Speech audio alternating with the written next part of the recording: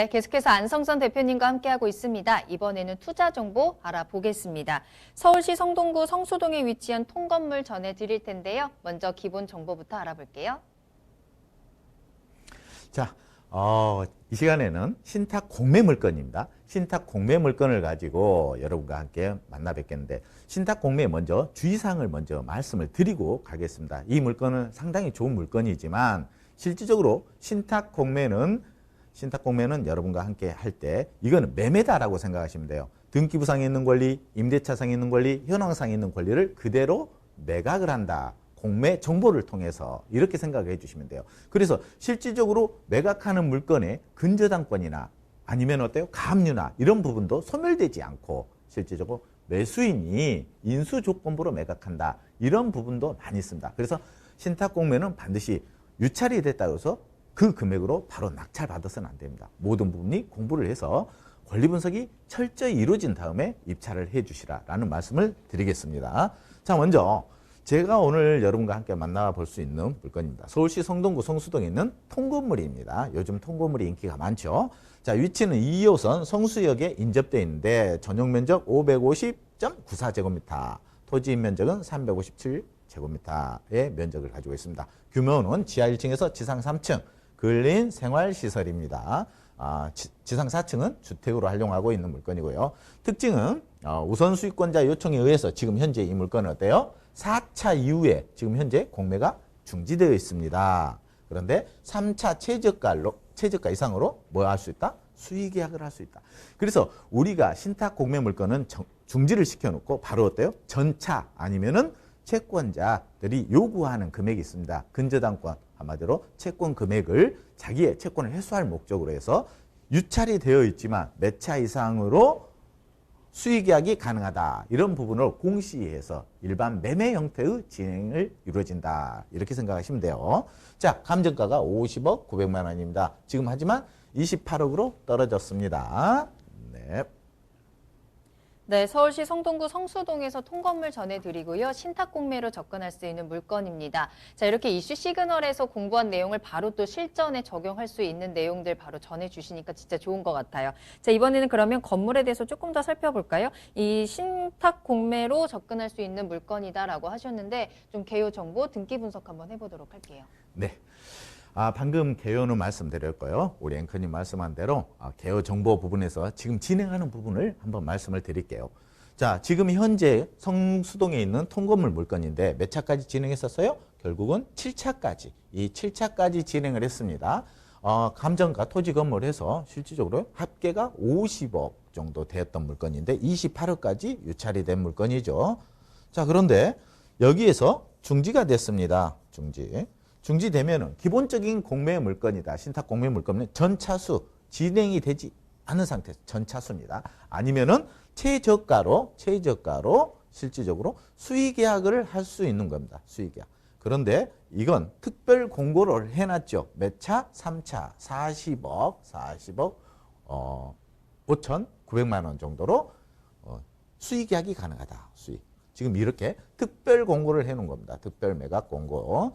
자, 그래서 지금 이 물건은 일반 매매가치 40억 5,900만 원에 매수를 할 수 있는 물건이다. 하지만 이 금액만 들어가느냐라는 게 아니라는 거죠. 거기에 설정되어 있는 근저당, 임차권 모든 게 누구 책임이다? 매수인 책임이다 라는 겁니다. 그래서 여러분이 권리를 정확히 분석한 다음에 이 금액으로 수의계약을 하셔야 됩니다. 하지만 그 매수, 인수되는 임차 보증금이나 이런 것들을 제대로 파악하지 못하면, 권리 분석을 제대로 못하면 어때요? 50억을 초과할 수도 있다. 이런 말씀을 드립니다. 그래서 반드시 어떤 권리 분석과 수익 분석을 하신 다음에 입찰을 해 주시라라는 말씀을 드리겠습니다. 자, 이 공매의 특이사항, 특별 매각 공고사항이라고 생각을 해 주시면 될 것 같습니다. 자, 방금 제가 말씀드린 거.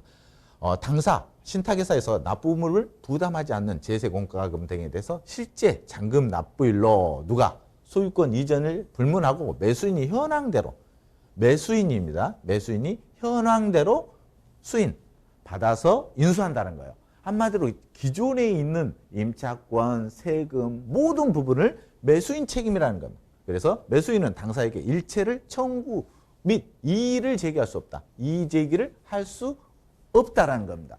자, 이 모든 부분은 내가 잘못된 계약을 했다. 아니면 권리 분석을 제대로 못해서 실질적으로 계약을 무효로 주장을 한다. 받아주지 않습니다. 결국은 어때요? 계약금을 날린다. 이렇게 생각을 해주시면 될 것 같습니다. 그래서 본 물건입니다. 부속 건축물 및 제시의 건물이 매매 목적물하고 일치화돼서 현재 사용 중입니다. 그래서 감정평가에도 그렇게 표시를 되어 있고 감정평가도 하였습니다. 하지만 매수인은 현황 파악, 지상권 전부 부합 여부, 사용수익 제한 및 인도 철거, 법정지상권 문제가 대두될 수도 있죠. 법적 분쟁, 이러한 일체의 문제를 처리해야 합니다. 누가? 매수인이 해야 된다는 거고, 매수인은 다음 동사항과 관련해서 매매계약의 해제, 매매대금의 감액이나 반환 등을 당사에게 요구할 수 없는 조건이다. 이러한 매각 조건을 가지고 매각을 한다. 이렇게 생각을 해주시면 될 것 같습니다. 그래서 여러분이 신탁 공매로 진행해서 일반 캠코 공매에서 진행한 물건 중에서도 기타 자산이 있습니다. 기타 자산은 신탁사와 연결돼서 매각이 진행되는 물건이에요. 여기에서 권리 분석을 잘못하면 실질적으로 여러분이 보증금을 날릴 수 있다. 이렇게 생각해 주시면 될 것 같습니다. 그래서 모든 걸 충분히 고려해서 입찰 참가 요구 및 입찰 가격을 결정을 해 주셔야 됩니다. 그래서 아무리 10회까지 유찰이 됐다고 해서 그 신탁 공매 물건이 지금 어때요? 좋다, 나쁘다라고 판단할 수 없다라는 말씀을 드리겠습니다. 자, 공매 특이사항 보시면은 여기서 간단하게 말씀을 드려드릴게요.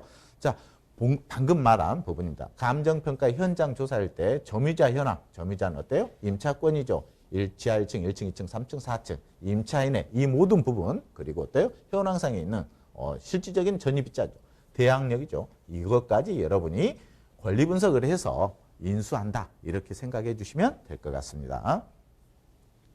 자, 입지 여건을 한번 보겠습니다. 본 물건의 입지 요건 자체는 위치죠. 성수역에서 그렇게 멀지 않는 거리죠. 그리고 영동역을 건너다면 바로 위치해 있습니다. 그 위치, 그 건물에 실제 주민센터, 대형마트, 중학교, 고등학교, 시장까지 초중고 다 위치해 있습니다. 그래서 실질적으로 건물 자체는 상당히 활용하기 편한 물건이다. 이렇게 생각을 해주시면 될 것 같습니다.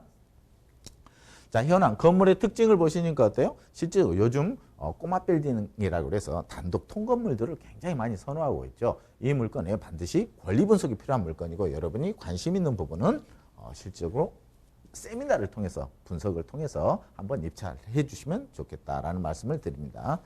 자, 내부 건축물입니다. 내부 건축물도 실질적으로 여러분과 함께 어느 정도 다 볼 수 있습니다. 신탁 공매라는 건 내부까지, 일반 경매와 달리 내부까지 다 바라보면서 내부에 확인을 하고 입찰이 가능하다라는 말씀을 드립니다. 자, 투자 포인트 말씀드리겠습니다. 본 물건의 투자 포인트는 자, 신탁 공매 물건입니다. 그래서 입찰자가 사실 적습니다. 경쟁률이 낮다. 제가 대한민국에서 공인중개사 학원에서 강의를 하고 있는데, 그 신탁 공매를 실질적으로 강의 커리큘럼을 잡아서 진행을 했었는데 거의 요구하는 수강생이 없습니다. 그래서 여러분과 같이 입찰자가 그 정도로 적습니다. 신탁 공매에서 모른다는 소리죠. 전문가들도 많이 모르는 부분이기 때문에 경쟁률이 낮습니다. 여러분이 제대로만 하면 좋은 물건 고를 수 있습니다. 자, 물건을 확인이 가능하다. 한마디로 내부까지도 가능하고 보고 나서 입찰까지 가능하다라는 말씀을 드립니다. 물건 수익의 분석 및 가치 분석을 해야 합니다. 수익 분석, 가치 분석을 꼭 해 주신 다음입니다. 수익 분석할 때 뭐란다? 인수되는 권리를 반드시 파악해야 된다라는 부분입니다. 권리 분석은 일반 매매와 같아서 모든 권리를 인수 조건부로 매각을 하니까 그 부분을 여러분이 꼭 파악을 하신 다음에 입찰해 주시기를 바랍니다. 자, 이 물건의 성동구 통건물인데 예상 가격을 좀 얘기를 해드리겠습니다. 감정가가 얼마예요? 감정가가 50억 900만 원입니다. 최저가로 떨어진 게 28억 원입니다. 그리고 지금 입찰 보증금이 2억 8천만 원, 최저가 이상 입찰 가격을 적으시면 되는데, 지금 이 물건은 뭐다?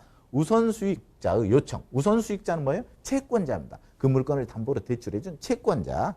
그래서 채권자 입장에서 채권을 회수할 목적이죠. 4차 이후 공매는 중지시키고 3차 최저 입찰가 이상으로 수익계약을 해줄 수 있는 물건이다 라는 부분입니다. 이런 물건들이 지금 수익계약이 안 된다라고 하면 재진행이 될 수도 있는 그런 방법으로 매각이 이루어진다라는 말씀을 드리면서 오늘 공부는 여기서 마무리할까 합니다. 수고하셨습니다.